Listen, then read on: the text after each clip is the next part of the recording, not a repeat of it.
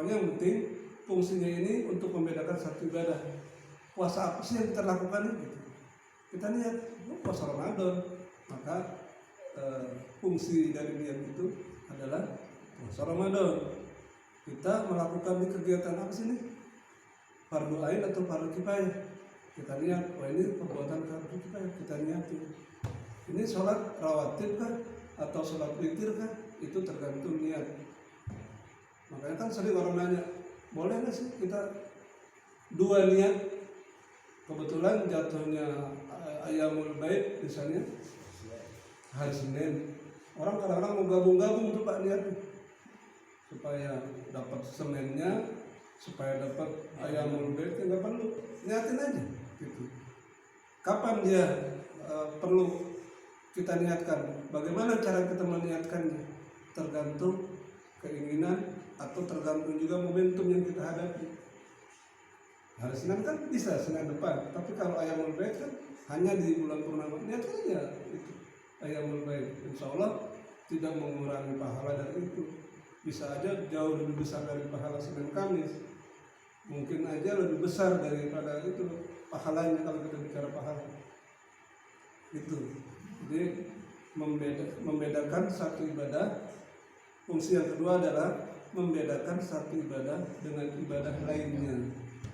Yang pertama, dia membedakan antara adab, kebiasaan dengan ibadah. Yang kedua, fungsinya satu ibadah dengan ibadah lainnya. Itu. Terus ini kita sudah lebih fokus, bukan lagi niat keinginan yang umum ya. Kita masuk kepada niat atau keinginan atau perbuatan yang sudah masuk kepada perbuatan yang bernilai ibadah. Menurut juga Imam Nawawi, itu pun ada tingkatan-tingkatannya atau ada level-levelnya. Pertama, orang ini melakukan satu perintah, dia berniat karena takut kepada Allah. Itu tingkatan yang pertama. Ini boleh dilakukan karena banyak juga kan dalil-dalil yang menyatakan bahwa orang itu misalnya dia berbuat sesuatu, dia sholat, dia puasa, karena apa? Karena takut terhadap ancaman Allah kan, takut disiksa, takut masuk dalam neraka, takut dilaknat, takut. Dan perbuatan takut itu seperti yang saya baca kemarin diberikan apa? Ganjaran pahala dan surat Al-Kahfi. Ingat nggak ayat itu? Lupa sih. Iya. Jadi level atau tingkatan melaksanakan satu perintah kepada Allah dengan dasar takut kepada Allah, ini niat atau level yang pertama. Karena takut. Jadi niat ibadah itu karena takut aja.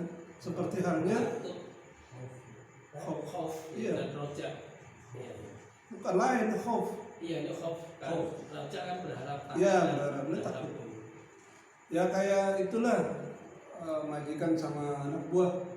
Kenapa sih lu patuh banget sama bos lu? Ya karena takut. Takut dimarahin, takut nggak digaji, begitu.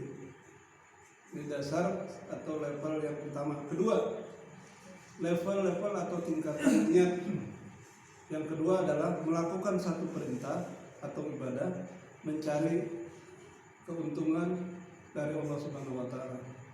Itu kita melakukan ibadah ini, kita berharap pahala dari Allah Subhanahu wa taala kan, pahala. Terus kita memberikan sedekah, beri 1 diganjar 10, terus saja gitu. Berharap keuntungan dari Allah Subhanahu wa taala. Ini level yang kedua, yang nanti ujung-ujungnya berharap masuk surga. Level tingkatan yang kedua. Terus niat. Level yang ketiga, melakukan satu perintah atau niat atau perintah, melakukan satu perintah atau ibadah karena rasa malu kepada Allah Subhanahu wa taala. Nah, ini level yang tertinggi, level yang diusung, tingkatan yang diusung oleh Nabi kita Rasulullah Muhammad SAW.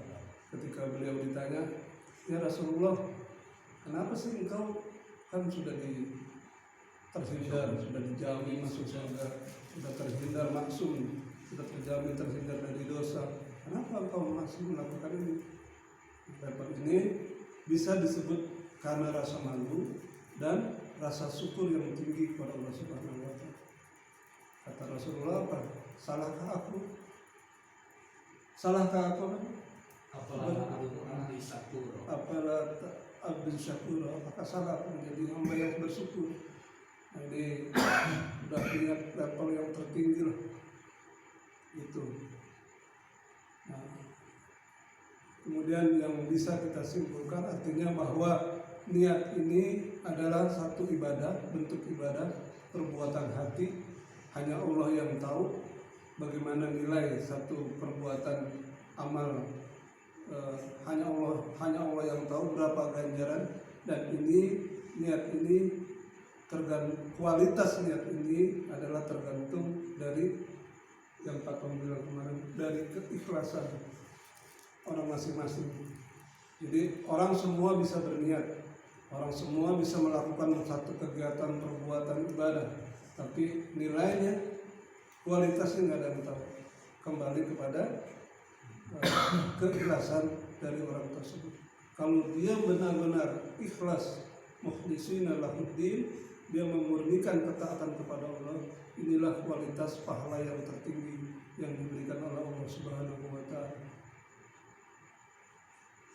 Saya kira sekelumit itu dulu yang akhirnya kita tahu bahwa ini loh sebenarnya arti niat menurut istilah, arti niat menurut syarat, kemudian arti niat menurut bahasa, fungsi-fungsinya, bahwa niat itu adalah juga ruh daripada satu ibadah.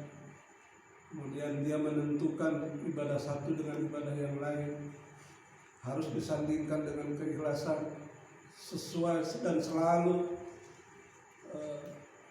selalu niat keinginan itu kita luruskan dengan keinginan Allah. Wa ma umiru illa liya'budullaha mukhlishin, dan tidak ada tuh satu perintah kecuali ketaatan kepada Allah. Dan yang ketiga adalah sesuai dengan hadis inna ini kan penegasan. Sebenarnya artinya kalau innamal a'malu binniyah, apa artinya? Sesungguhnya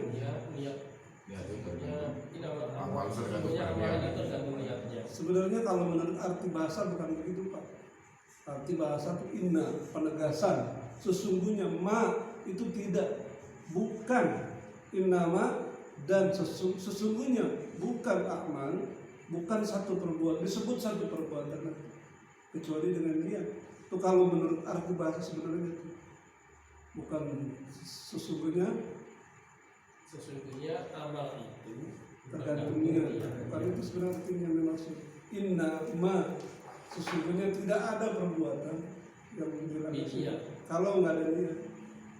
Kenapa illa biniyat? Harusnya kan begitu, illa biniyat. Tapi innamal a'malu binniyat, amal kan jamak dari perbuatan-perbuatan. Walikulli imrin nawa, dan setiap urusan tergantung apa yang diniati.